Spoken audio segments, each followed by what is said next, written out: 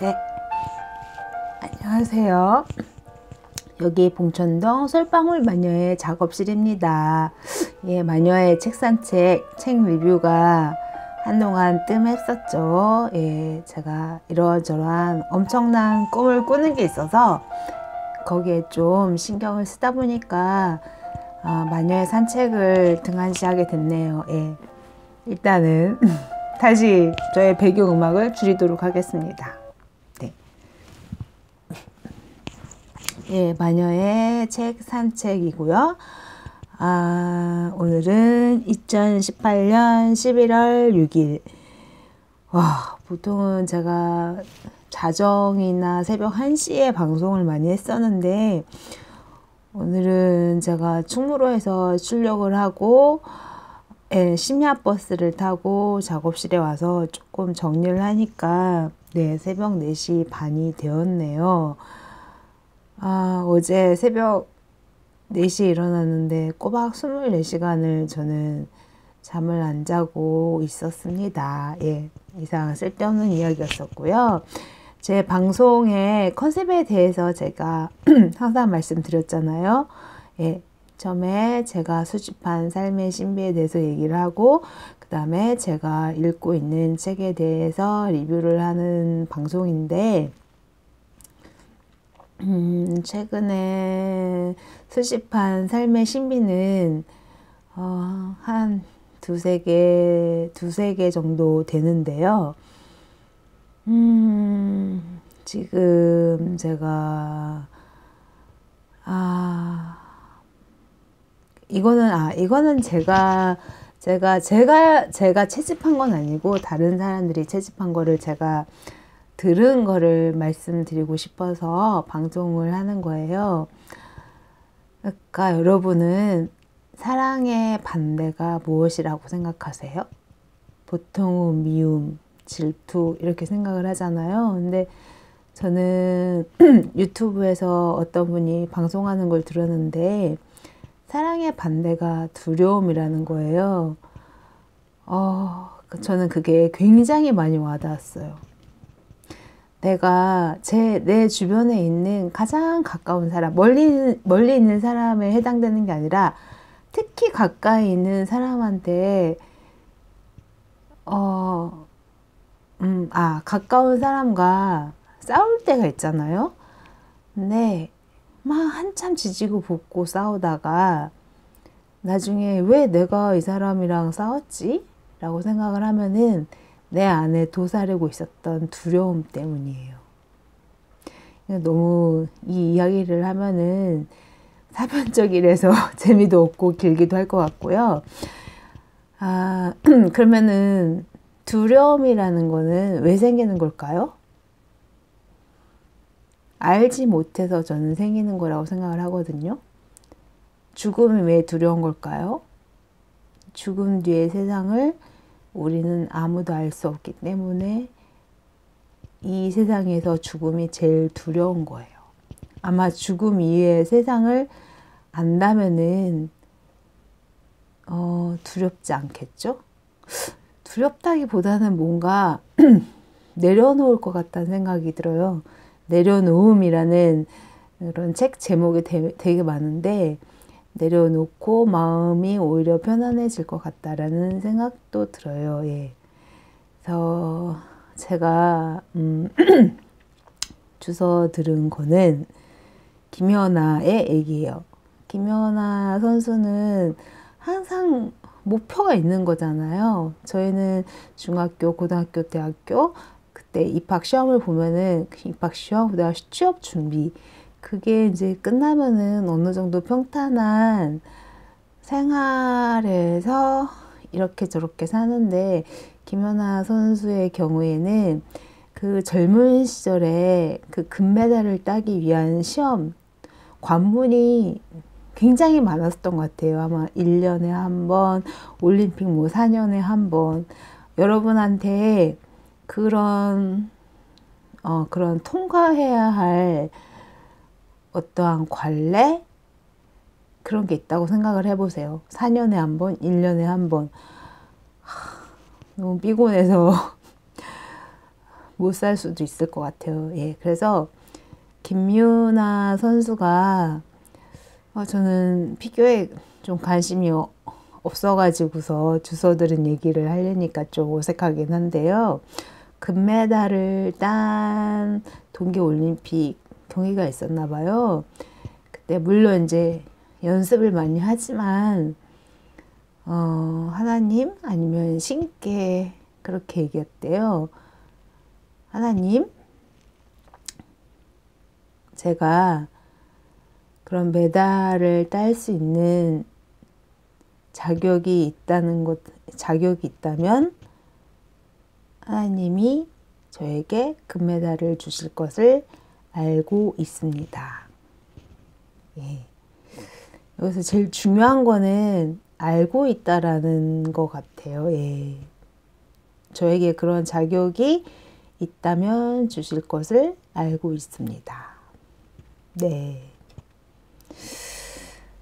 그러니까 그거를 알기 위해서는 근데 경험이 많아야겠죠? 내가 미래의 무엇을 알기 위해서는 경험을 해야 되잖아요. 그러니까 하다못해 예를 들면 제가 수도를 한 번도 사용한 적이 없어요. 그러면 그 앞에 수도꼭지가 있어서 이렇게 오른쪽으로 틀면 찬물이 나오고 왼쪽으로 틀면은 따뜻한 물이 나오잖아요. 그거를 알면은 저는 제 미래를 조종할 수 있는 거예요. 나 이제 겨울에 추운데 밖에 있다가 나 따뜻한 물에 목욕하고 싶어 그러면은 이 레버를 오른쪽으로 돌리면은 따뜻한 물이 나와서 저는 따뜻한 물에 목욕을 하는 거죠.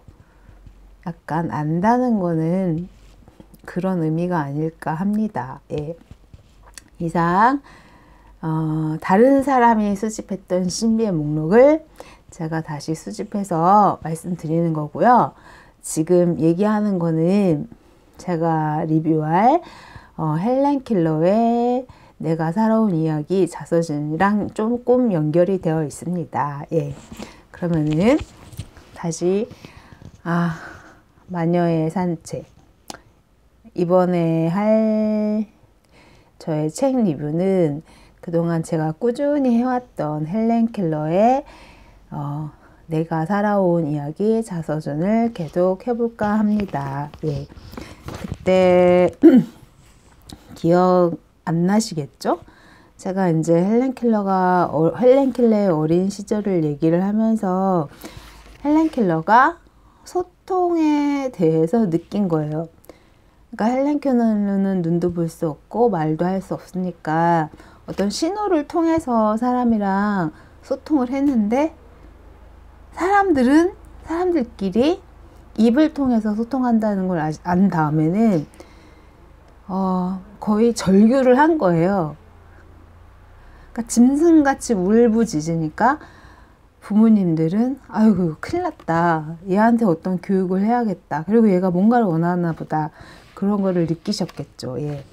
그런 거에 대한 글을 제가 읽으면서 아직 8분 35초 10분 정도 더 진행을 할 수 있습니다. 네.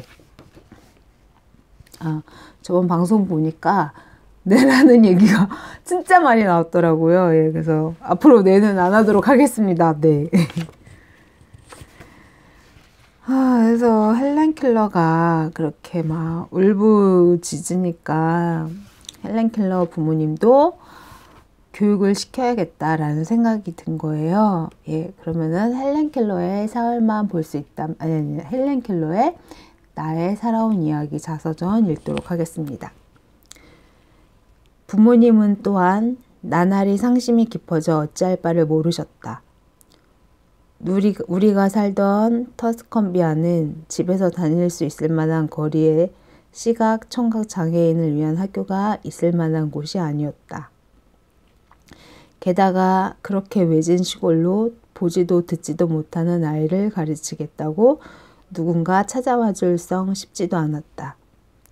사실 주변의 친척이며 친구들은 내가 무엇 하나라도 배울 수 있겠냐고 의심했으나 어머니는 디킨스가 쓴 미국 인상기를 읽고 신락 같은 희망을 가지셨다. 네, 신락 같은 희망을 어머니가 가지셨대요. 어머니는 그 책에서 보지도 듣지도 못하는 로라 브리즈먼의 사례를 읽으신 적이 있는데 그녀가 그런 상태에서도 교육을 받았다는 것을 어렴풋이 기억해내셨다. 그러나 시각, 청각 장애아를 가르치는 방법을 발견해낸 하오이 박사가 이미 오래전에 죽어 이 세상 사람이 아니라는 사실까지 떠올리시곤 희망의 끈을 놓은 채 고통스러워 하셨다. 되게 신기하죠. 그러니까 헬렌 켈러의 어머님은 헬렌 켈러를 낳고서 디킨스의 미국인 상기를 읽은 게 아니라 헬렌 켈러를 낳기 전에 미국인 상기를 읽고 설마 자기의 딸이 앞도 못 보고 듣지도 못할까라는 생각을 설마 하지 않았겠지만 그런 아이한테 교육을 시키는 내용에 대해서 어렸을 때 이야기를 들은 거였어요. 그리고 그 박사가 실제로 미국에 있는데 하오이라는 박사였는데 오래전에 죽었다라는 얘기를 듣고 고통스러워 하신 거죠. 여러분 여기서 하오이 박사를 좀 주목하실 필요가 있어요. 예. 왜냐하면은 그거는 잠시 후면은 알 수 있을 것 같습니다. 예. 또 얘가 나왔네요. 예. 네. 하오이 박사의 교수법 또한 그의 죽음과 더불어 잊혀졌겠지만 혹 그렇지 않다 하더라도 도대체 누가 이 어린 소녀에게 그 혜택을 전하겠다고 알라바마 촌 구석까지 오겠는가. 그 다음에 이제 헬렌 켈러가 6살 때 얘기예요. 아버지께서 볼티모어에 산다는 탁월한 안과 의사를 이야기하셨다. 그는 다른 의사들이 가망이 없다며 손을 뗀 환자들을 고쳐내어 명성을 얻었는데 부모님께서는 내 눈에도 그런 기적 같은 일이 일어나지 않을까 하는 기대를 품고 당장 볼티모어로 가보기로 결정하셨다. 어쨌거나 지금도 또렷이 기록하지만 여행은 매우 즐거웠다. 그래서 여행 안에서 기차 안에서 사람들이 헬렌 켈러한테 굉장히 친절하게 잘해준 얘기가 있고 그 다음에 또 이 기차 여행에서 되게 재미난 에피소드가 있어요. 예. 그 부분을 제가 읽어드리도록 하겠습니다. 동행한 고모님이 수건으로 커다란 인형을 만들어 주셨다. 그런데 이 즉석 인형은 눈, 코, 입, 귀라고는 할 만한 것이 전혀 없는지라 아이의 상상력으로도 이게 얼굴이겠거니 생각할 만한 구석이라곤 도통 없는 우습기 짝이 없는 모양이었다.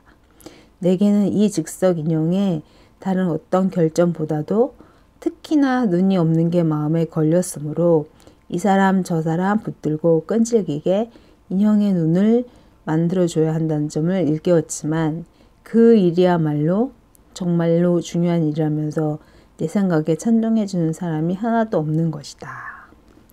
예, 저는 이거 보면서 좀 코끝이 찡하더라고요. 예. 여러 가지를 생각해요. 이제 고모가 헬렌 켈러한테 심심하니까 인형을 만들어 줬는데 눈도 코도 입도 귀도 없는 베개로 만든 인형. 어쩌면은 그 당시에 아이들한테 이렇게 상상하라고 줄 수 있는 인형이지만 배려심이 없다고 얘기하면은 제가 너무 고모님을 나쁘게 표현을 하는 거였겠고 아마 헬렌 켈러의 결핍이 되게 크게 느껴졌겠죠. 그러니까 이 눈이 없는 게 마음에 걸렸다고 하잖아요. 그러니까 헬렌 켈러는 보지 않았지만 사람들이 자기들끼리 말로 하고 근데 말로 하는 거는 입으로 만지면은 보통 보면 헬렌 켈러가 사람들이 입을 많이 만지거든요. 입을 만지면 이 사람들이 이런 대화를 하는구나 하는데 저는 더 궁금했을 것 같아요. 도대체 뭐가 했길래 저렇게 입을 움직이는 걸까? 입을 움직이게 되는 그 앞에는 본다는 게 있지 않았을까요? 우리가 보는 것만으로 그치는 게 아니라 막 되게 얘기하고 싶어 하잖아요. 그런 거를 헬렌 켈러는 삼중고이긴 하지만 느꼈었던 것 같아요. 예. 그러니까 그 눈이 없다는 게 가장 마음에 걸렸겠죠. 그래서 이런 거에 대해서 막 헬렌 켈러가 엄청 떼를 썼지만 주변 사람들은 모르는 거예요. 얘가 왜 이러지? 그러면은 보통 애들 같으면 그냥 포기를 할 수도 있잖아요. 근데 여기서 헬렌 켈러에 되게 영특하면서 되게 긍정적이면서 강한 면모가 드러나는 측면이 있는데 뭐냐면은 그러니까 사람들이 아무도 자기 얘기를 듣지 않으니까 헬렌 켈러가 고모의 소매 없는 외투를 찾아내가지고 그 외투에는 커다란 구슬이 달려 있었대요. 그래서 그 구슬을 떼내가지고서 고모한테 내밀면서 인형에게 눈을 달아달라고 한 거죠. 그때서야 이제 고모도 뜻을 알아채고서 눈을 달아줬다고 해요. 예. 저는 이렇게 강력하게 행동하는 6살밖에 안 된 헬렌 켈러가 자기의 의지를 전달하기 위해서 굉장히 슬기롭게 영특하게 이렇게 전하는 모습이 너무 멋있었고요. 예. 그렇게 해가지고서 결국 헬렌 켈러는 그 볼티모어에 도착해서 치자원 박사를 만납니다. 예. 그래서 치자원 박사를 만났지만 그 사람은 헬렌 켈러를 보더니 헬렌 켈러를 치료를 내가 해줄 수는 없고 누군가를 소개를 시켜주겠다 해서 만난 사람이 그레이엄 벨 박사였어요. 네, 그레이엄 벨 많이 들어보셨죠? 설마 그 벨? 네, 맞습니다. 전화기를 개발한 그 벨이 맞습니다. 예. 그래서 그 벨 박사를 헬렌 켈러가 찾아갔어요. 그래서 벨 박사를 찾아갔을 때 벨 박사는 헬렌 켈러를 만나서 자기의 시계를 만지게 해주고, 예, 그 다음에 한번 다시 글을 낭독을 하도록 하겠습니다. 아이인 나까지도 알 수 있을 정도로 벨 박사는 많은 사람들의 사랑과 존경을 받고 있었다. 사람들의 찬사를 한 몸에 받을 만큼 박사의 업적은 놀라운 것이었다. 그는 나를 무릎에 앉히고 자기 시계를 주어주며 만져보게 하더니 나를 위해 시계를 째깍거리게 했다. 그는 내 신호를 이해했다. 내가 만든 신호를 이렇게 잘 알아듣다니 나는 단박에 박사가 좋아졌다. 그러나 그때만 해도 나는 그와의 만남이 나를 어둠에서 빛으로, 고립에서 친교와 우정으로, 그리고 지식으로, 또 사람으로 이끄는 다리가 되리라고는 꿈에도 생각 못했다. 네.